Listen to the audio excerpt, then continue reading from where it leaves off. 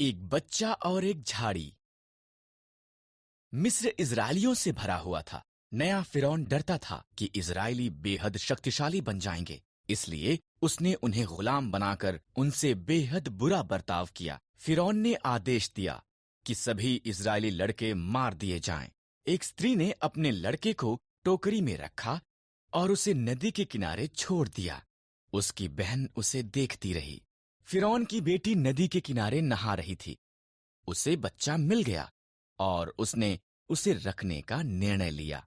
उसकी बहन ने उसके पालन पोषण के लिए उसकी माता की सहायता की पेशकश की। फिरौन की बेटी ने उसका नाम मूसा रखा। मूसा बड़ा हुआ।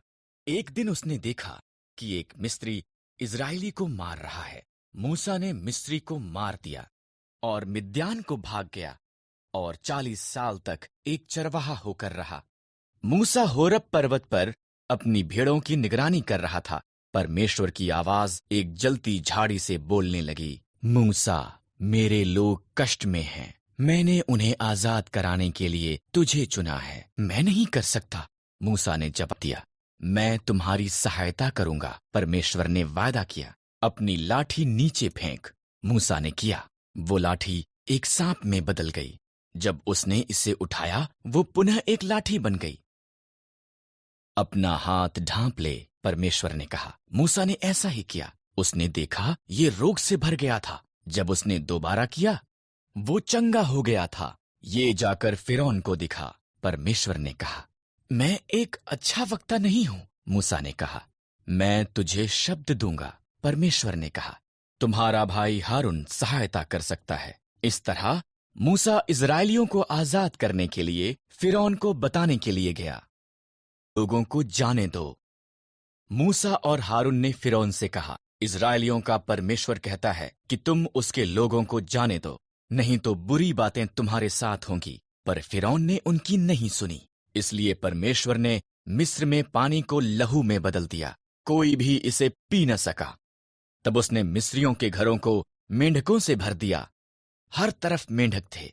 फिर भी फिरौन ने उनकी नहीं सुनी। इसलिए परमेश्वर ने मिस्र के आकाश को कुटकियों से भर दिया। वो वहां धूल के समान भर गई।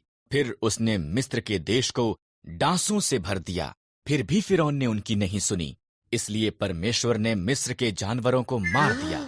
घोड़े, गधे, ऊंट, भेड़ें और बकरियां सब मर गए।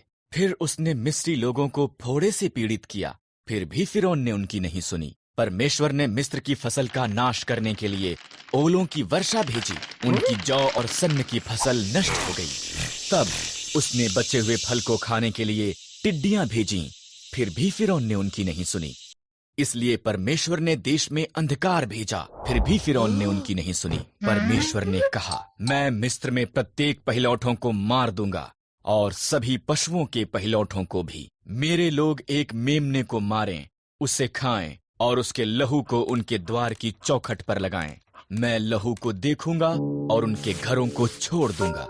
उनके बच्चे नहीं मरेंगे। तुम इसे फसह कहोगे और सदा उसे याद रखोगे।